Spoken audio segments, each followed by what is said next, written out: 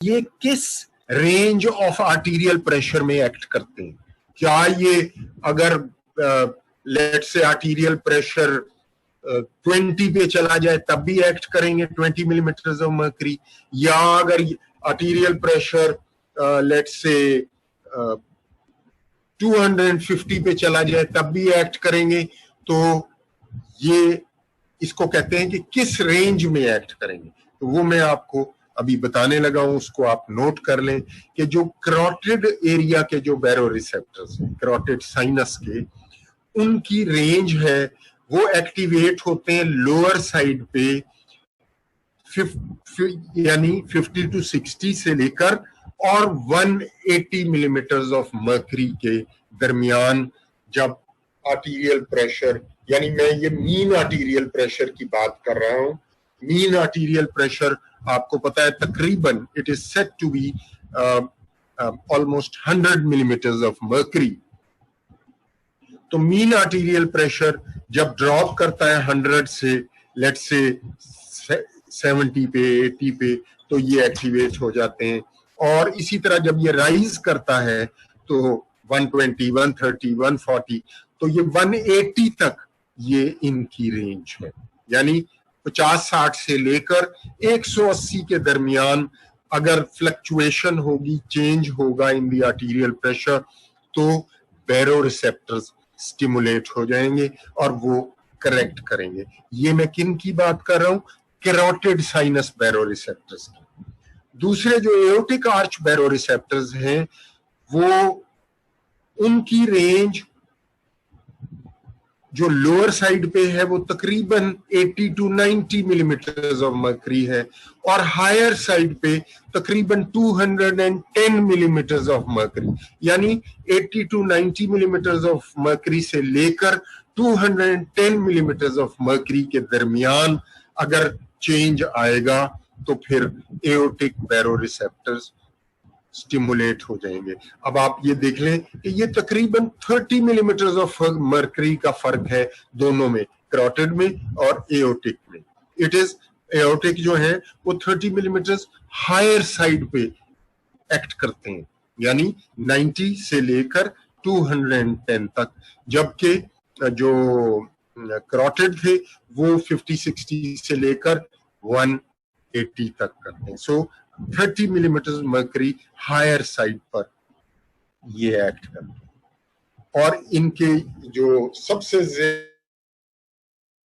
कह लें, अगर आपसे ये क्वेश्चन हो कि बैरोरिसेप्टर्स सबसे ज्यादा किस आर्टीरियल प्रेशर पर, मीन आर्टीरियल प्रेशर पर एक्टिवेट होंगे, तो वो आपका जवाब होना चाहिए 100 millimetre of mercury.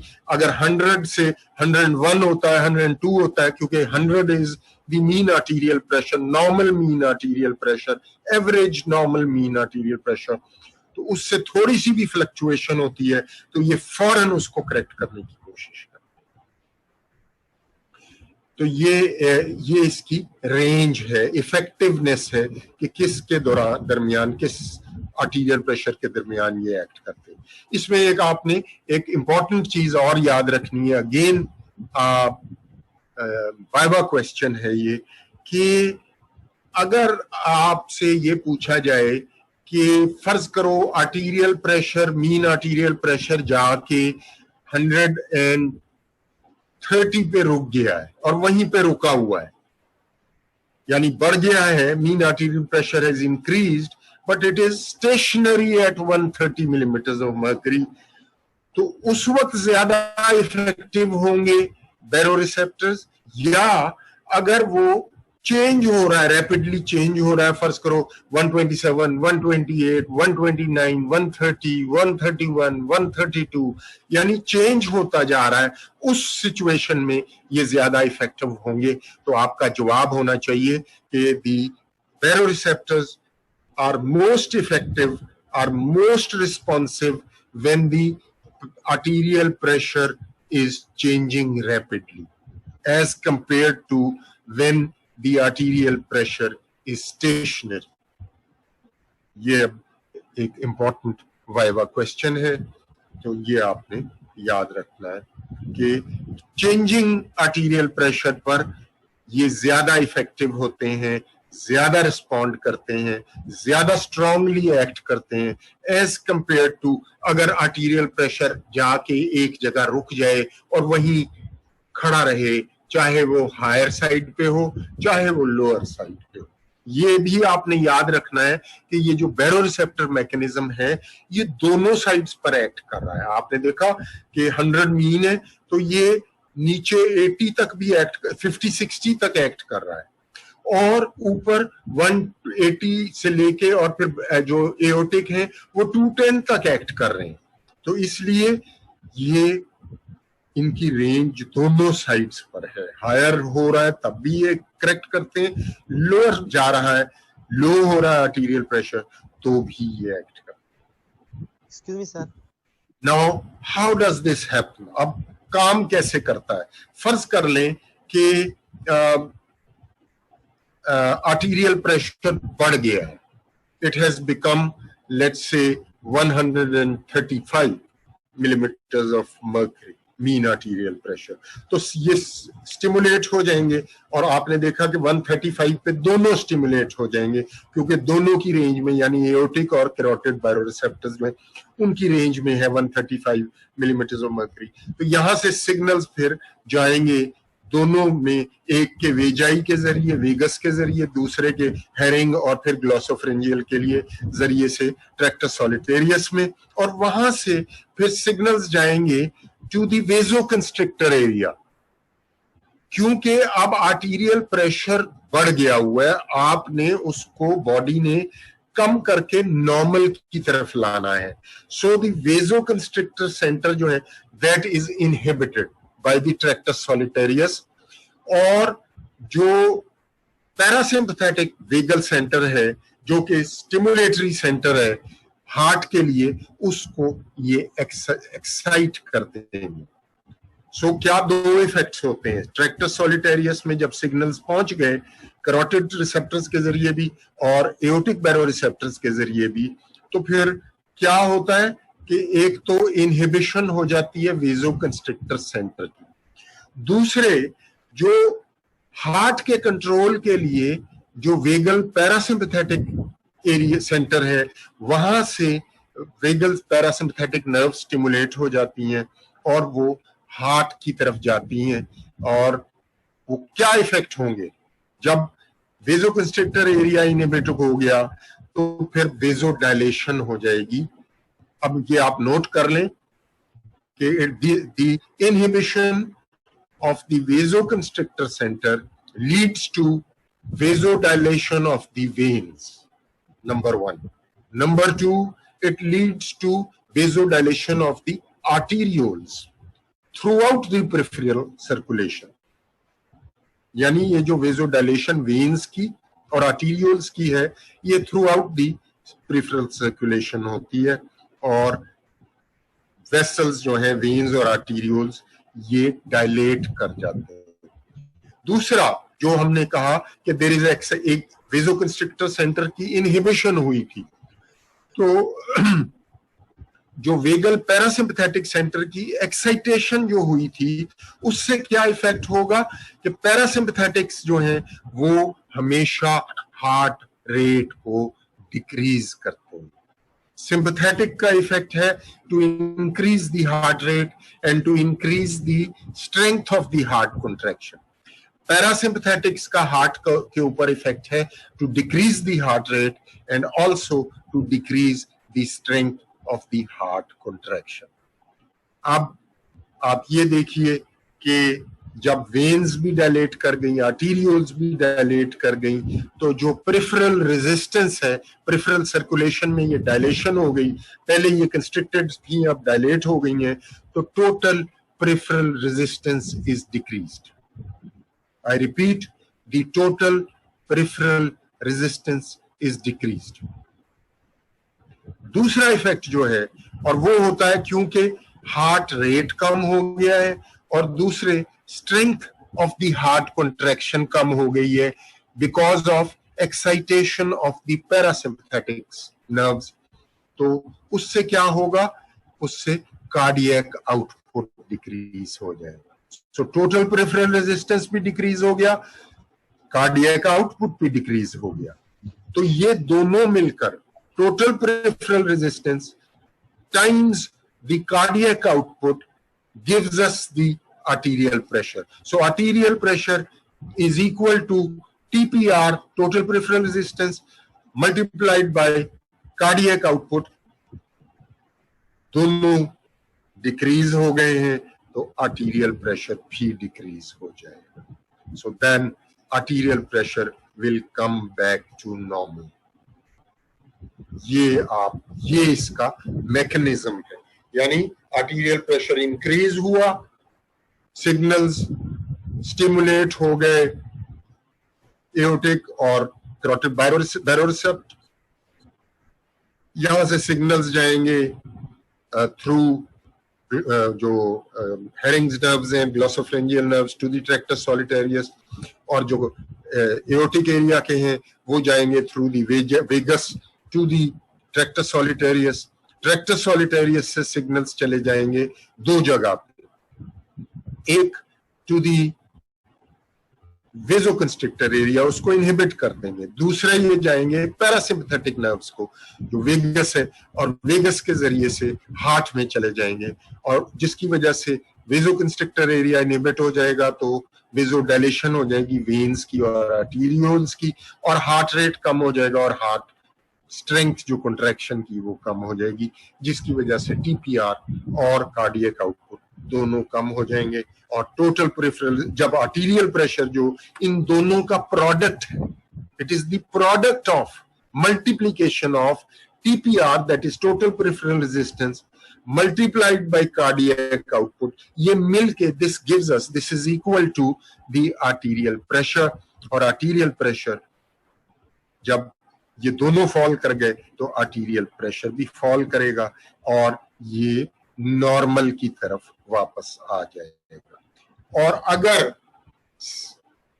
Let's say reverse हो रहा है सिचुएशन, ये हमने सिनेरियो देखा था जिसमें आर्टीरियल प्रेशर इंक्रीज हुआ था, तो जब ये रिवर्स होता है तो रिवर्स सिचुएशन होती है, यानी जो वेजोकंस्ट्रिक्टर एरिया है वो एक्टिवेट हो जाता है और सिंपैथेटिक्स एक्टिवेट हो जाते हैं और पैरासिम्पैथेटिक्स इनहिबिट हो जाते हैं, जिसकी वजह से टीपीआर, जब वेजोकंस्ट्रिक्टर एरिया स्टिमुलेट होगा तो टीपीआर ज्यादा हो जाएगा, टोटल पेरिफेरल रेजिस्टेंस बढ़ जाएगा सर्कुलेशन में, और जब स्ट्रेंथ ऑफ द कंट्रैक्शन बढ़ेगी और हार्ट रेट इंक्रीज होगा तो फिर दो इनकी वजह से जो कार्डियक आउटपुट है वो भी बढ़ जाएगी. सो दोनों मिलके आर्टीरियल प्रेशर को जो लो हो गया था उसको वापस नॉर्मल पर ले आएंगे. ये मैंने आपको दोनों सिचुएशंस में बता दिया है कि रिवर्स एक्शन होता है अगर कम हो रहा हो या ज्यादा हो रहा हो. इसलिए इस सिस्टम को अगर आपसे वाइवा में पूछा जाए कि प्रेशर बफर सिस्टम कौन सा है, तो आपने जवाब देना है कि it is the baroreceptor mechanism. It is also called the pressure buffer system. इसको क्यों कहते हैं प्रेशर बफर सिस्टम? क्योंकि ये दोनों साइड्स पर एक्ट कर रहा है, राइजिंग आर्टीरियल प्रेशर में भी एक्ट कर रहा है और फॉलिंग आर्टीरियल प्रेशर में भी एक्ट कर रहा है, और इसलिए इसको प्रेशर बफर सिस्टम कहते हैं. और जो ये नर्व्स इसको लेकर जाती हैं इन सिग्नल्स को, वेगस है या ग्लोसोफरेंजियल है या हेरिंग्स नर्व्स हैं, इनको बफर नर्व्स भी कहा जाता है. लेकिन आपने ये याद रखना है कि दिस एक्ट्स, मेजर बात, इंपॉर्टेंट बात ये है कि the baroreceptor system works in both situations, rising arterial pressure as well as the falling arterial pressure, and that is why it is also called the pressure buffer system. एक और important इसका जो viva question है और जो उसमें SCQ में भी पूछा जाता है, पूछा जा सकता है, वो ये है कि अगर एक बंदा if he is lying down, लेटा हुआ है, और फिर वो सडनली उठ के खड़ा होता है, जब सडनली खड़ा होता है तो उसके जो अपर हेड रीजन है और अपर रीजन्स हैं उसमें आर्टीरियल प्रेशर एकदम कम होता है. जब वो एकदम खड़ा होता है अपर बॉडी पार्ट्स में, क्योंकि ब्लड सप्लाई कम हो जाती है और ब्लड नीचे की तरफ रह जाता है बॉडी के लोअर पार्ट्स में, तो चांसेस हैं कि जब ब्रेन को सप्लाई नहीं पहुंचती पूरी ब्लड सप्लाई, तो वो बंदा अनकॉन्शियस हो जाए, गिर जाए। लेकिन ऐसा नहीं होता, क्योंकि जब ये हेड रीजन में एकदम फॉल करता है, क्योंकि ब्लड सप्लाई नहीं हो रही, तो ये बैरोरिसेप्टर्स जो हैं ये इमीडिएटली एक्टिवेट हो जाते हैं और ये रिफ्लेक्स मैकेनिज्म इमीडिएटली काम करना शुरू कर देता है। एंड सर प्लीज इसको रिमूव कर दें जल्दी से।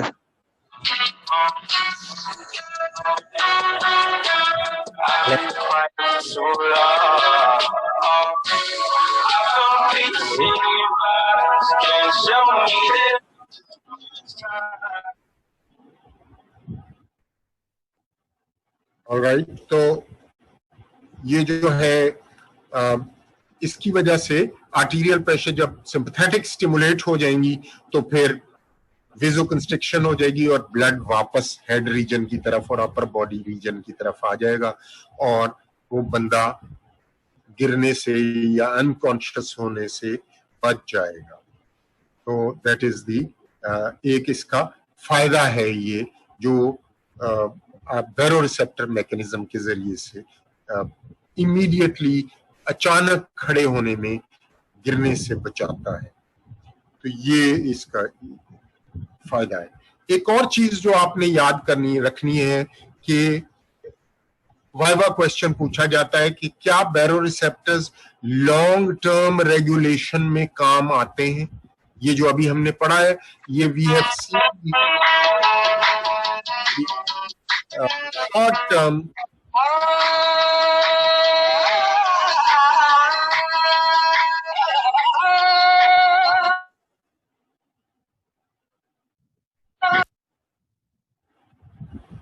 short-term effect of the baroreceptors, short-term changes.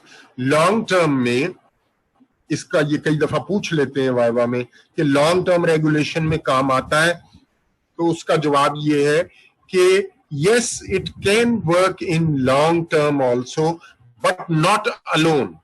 फिर इसका काम ये है कि जो अगर ब्लड प्रेशर रेगुलेट नहीं हो रहा और फर्ज करो वो 150 पे जाके रुक गया है, तो फिर जो रीनल बॉडी फ्लूइड मैकेनिज्म है ये और सिस्टम्स के साथ मिलके काम करता है और उसकी वजह से फिर ये हेल्प कर सकता है।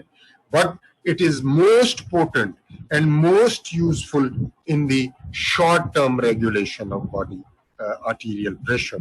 और ये जो है जो मैंने अभी आपको मिसाल दी है लॉन्ग टर्म की, कि जब ये एक्टिवेट होता है लॉन्ग टर्म में तो फिर ये जो रीनल बॉडी फ्लूइड मैकेनिज्म है उस पर एक्ट करता है। कैसे कि ये सिंपैथेटिक एक्टिविटी को रिड्यूस कर देता है, पैरासिम्पैथेटिक ये जो उसकी इनहिबिशन कर देता है, और जब पैरासिम्पैथेटिक एक्टिविटी रिड्यूस होती है तो फिर जो फ्लूइड लॉस है, सॉल्ट एंड वाटर लॉस, वो ज्यादा हो जाता है और सॉल्ट एंड वाटर लॉस की वजह से आर्टीरियल प्रेशर वापस नॉर्मल पे आ जाता है। तो ये दो फायदे इसके मजीद हैं जो हमने देखा, एक sudden change in pressure from lying down position to standing position, or regulation of the long term arterial pressure. So this is important thing which you need to remember, and this finishes the baroreceptor reflex. कोई question अगर हो तो ask me, we have maybe a couple of minutes. Sir ये baroreceptor sir changing पे क्यों ज्यादा जल्दी act करता है, चेंजिंग प्रेशर पर? हेलो फैजान,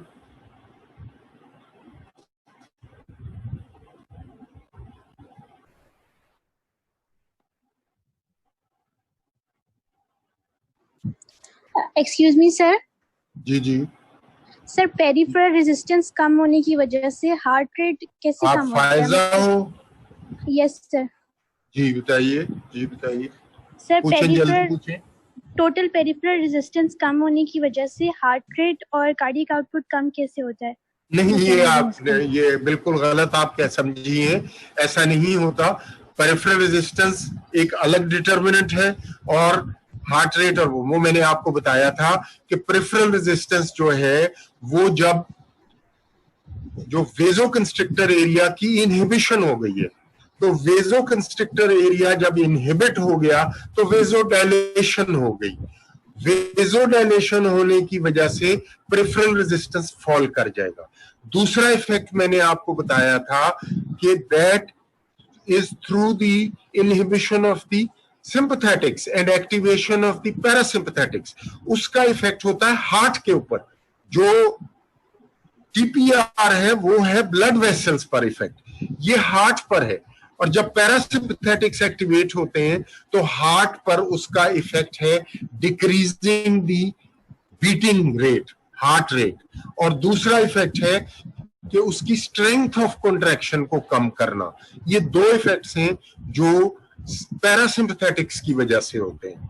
तो वो एक अलग चीज है, उससे कार्डियक आउटपुट कम हो रहा है। और ब्लड वेसल्स पे जो इफेक्ट हुआ है उससे टोटल पेरिफेरल रेजिस्टेंस कम हो रहा है।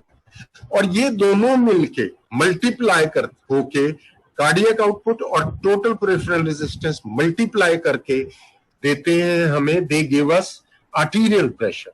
प्रोडक्ट है ये, it is not an addition, it is a product of the two. तो जब ये दोनों मिल जाते हैं तो फिर आर्टीरियल प्रेशर, ये दोनों चूंकि कम हो गए तो आर्टीरियल प्रेशर वापस नॉर्मल पर आ जाता है, जो कि ज्यादा हो गया था। Have you understood now? Yes sir, thank you sir. उसका उनका एक दूसरे पर इफेक्ट नहीं है, इट इज अलग अलग इफेक्ट है जो मैंने आपको मैकेनिज्म दोबारा बता दिया है।